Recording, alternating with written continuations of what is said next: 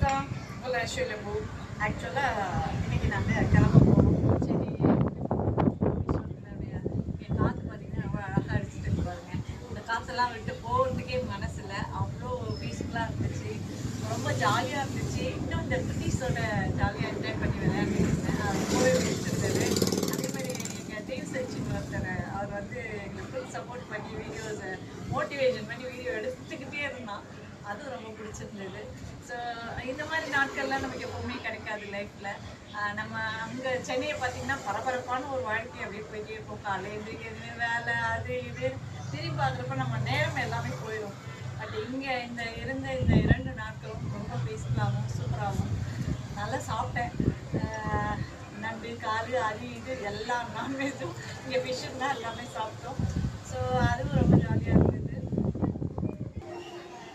Again வந்து நாங்கள் திரும்பவும் வந்து மார்ச்சில் மேரேஜ் இருக்கிறதுனால திரும்பவும் ராமேஸ்வரம் வருவோம்.